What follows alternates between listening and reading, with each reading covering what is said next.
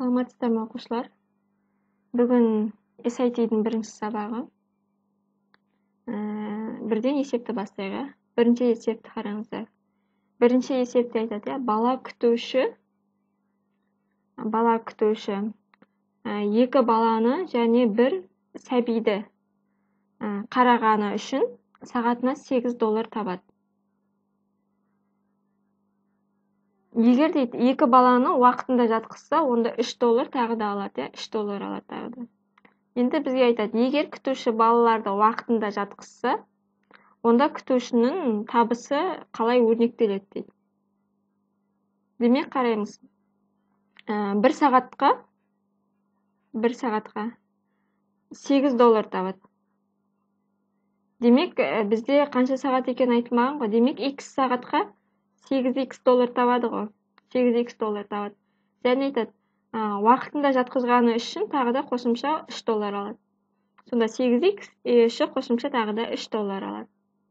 Сонда бала күтушінің алатын табысы 8x плюс 3-ке тең деген сөз. Бірінші. Келесі, үшінші есепті қарайық. Теңдеулер жүйесі. 2-ден 1x минус 4-ден 1 y-тен 10-ға, 8-ден 1x минус 8-ден 1 y-тен 19-ға. Демек бізде берілген теңдеу бөлшекпен берілгендіктен бөлшектен құтылайық. 4-ке көбейтіп жібереміз, 2-ке көбейтеміз, ең кіші ортақ есеп 4-ке тең. 4-ке көбейтеміз. 8-ге көбейтеміз. Сонда бізде теңдеулер жүйесі мына түрге келеді. Қазір. 2x минус y тен 40-қа, келесі x минус y тен 19 көбейтілген 8. 72, 7 ойда, 8 ойдағы 7 мен 15-ті 152. Енді қарақ, минус y. Яғни минус 1 мен минус 1. Минус 1 мен минус 1 азайтсам 0 болып кетеді. Яғни алгебралық қосу тәсілімен шығарып жатырмыз.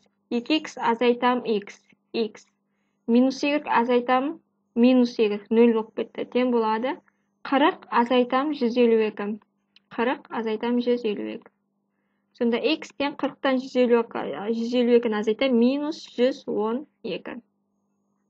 X минус 112 тен өзі бірақ варианттарда, мен жерде A варианты тұр. X минус 112 болғанда y минус 264-ке тең болып тұр.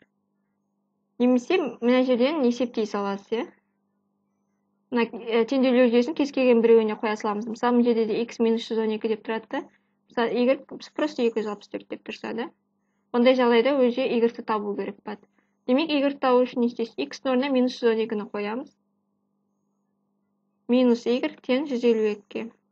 Сонда минус y тен 152-ке 112-ні қосамыз. 4, 6, 264. Осыдан y тен минус 264 деген сөз. A варианты шығады.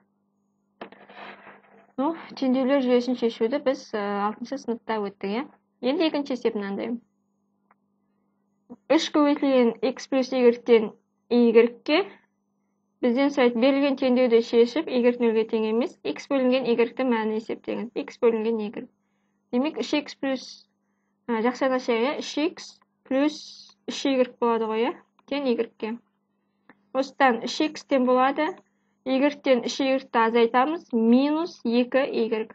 Бізге табу керек x бөлінген y. Демек, мәні пропорцияны қолданамыз. X нешеге көбейтілу керек? X 3-ке көбейтілу керек. Демек, 3 мұнда тұрады. Y көбейтілу керек минус 2-ке, минус 2-ке. Яғни біз білеміз, A бөлінген V тен S бөлінген D деген пропорция болса, біз көбейткен кезде оны крестек қылып көбейтеміз. Сонда A көбейтілген D тен B көбейтілген S деп. Бізде осы түр беріліп тұр. 3 көбейтілген x тен минус 2 көбейтілген y. Мына түр. Біз x бөлінген y арғата есептейміз. Қайсысына көбейтілу керек. Сонда өте оңай шығады. Сонда бізде x-ні y-ке қатынасы тең болу керек минус 2-нің 3-ке қатынасына. Сонда ответ V болып тұр. Келесі төртінші есеп. Төртінші есеп бізде A-сы 3 бұрышы берілген, A-ы V-ға тең. A-ы V-ға тең болса, демек берілген 3 бұрыш тең берілі 3 бұрыш дегенде. А-ға А-ға тең болса. Және В-сы 48-ге тең дейді. D-ның DF-ке қатынасы, D-ның DF-ға қатынасы 5 бөлінген 7 қатынасындай дейді. Бізге табу керек D-сының ұзындығы, иә? D-сының табу керек. Енді, мендеде міне D-ның DF-ға қатынасы 5 бөлінген 7 қатынасындай болса, демек D дегеніміз бізде 5x-ке тең болып тұр, ал DF дегеніміз 7x-қа тең болып тұр, да? Солай ғой. Ары қарата бізге керек D-сы. Мына жер бізге, иә, x болып тұр. Бізде бар V-сы бар. Ал жалпы V-сы дегеніміз не? Жалпы V-сы дегеніміз V-ға D-сыны қосқанға тең ғой, иә? V-ға D-сыны қосқанға тең. V-сы бар, бізге D-сыны табу керек, V-да жоқ. Демек, не істейміз? Үшбұрышқа жақсылап қараймыз. Бізге беріліп тұр, міне D-ның DF-ға қатынасы беріліп тұр. Демек, біз бұны қолдануымыз керек. Оны қалай қолданамыз? А-сы үшбұрышы тең бүйірлі үшбұрыш болғандықтан, тең бүйірлі үшбұрыштың біз білеміз табан бұрыштары өзара тең екен. Яғни бұрышы мен бұрышысы өзара тең. Демек, біз мына екі үшбұрышты қарастырайық. Үшбұрыш VED және DF-сы. Екі үшбұрыш бізде ұқсас болып тұр. DF-сыға. Себебі екі үшбұрыштың бізде екі бұрышы бойынша, иә? Екі бұрышы тең ғой.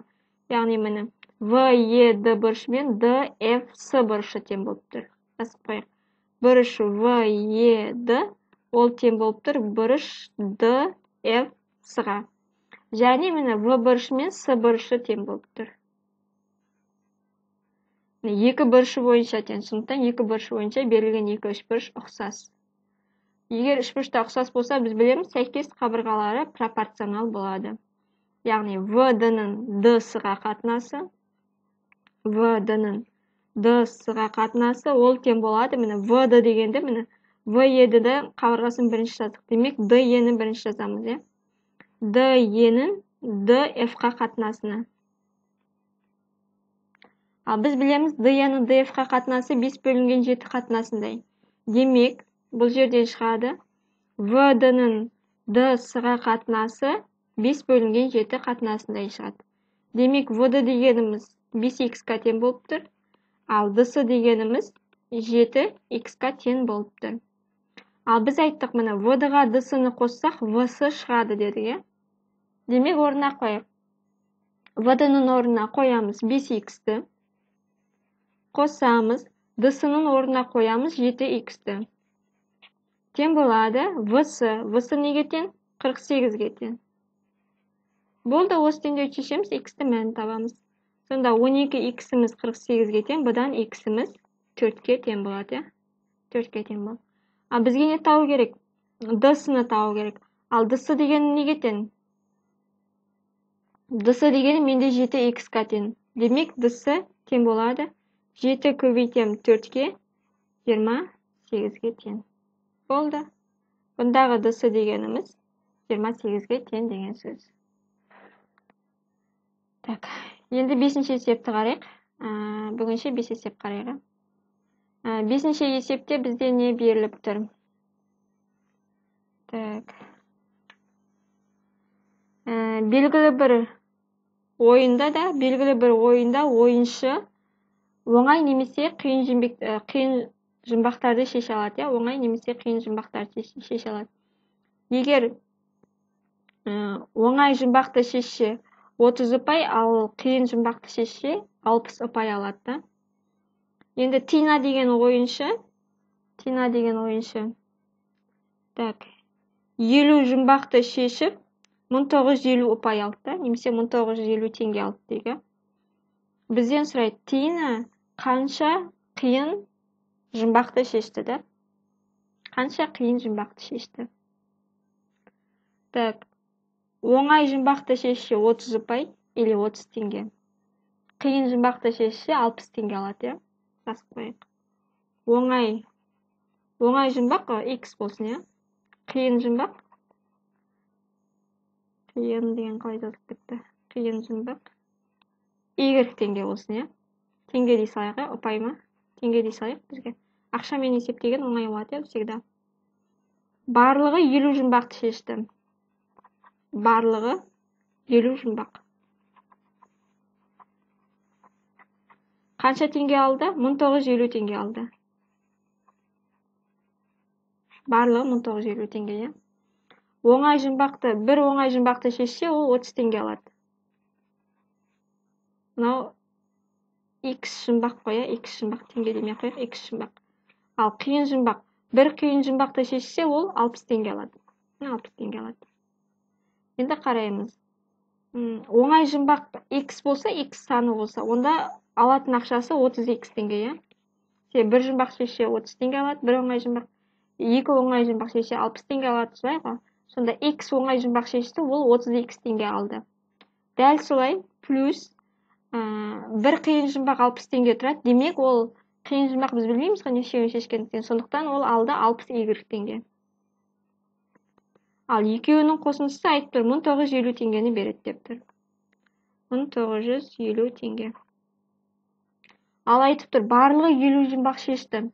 Яғни оңай жұмбақтар мен қиын жұмбақтардың қосындысы 50-ге тең болып тұр. Сонда міне осындай теңдеулер жүйесін құрдық. Арғарата осы теңдеулер жүйесін шешеміз. 30, 60, 1950. Демек, олардың әрқайсысын 30-ға бөліп тастасақ болады. Сонда 30-ға бөліп тастасақ не болады? X плюс 2Y-тен 1950-ді 30-ға бөлеміз. 195-ті 3-ке бөлем қоя.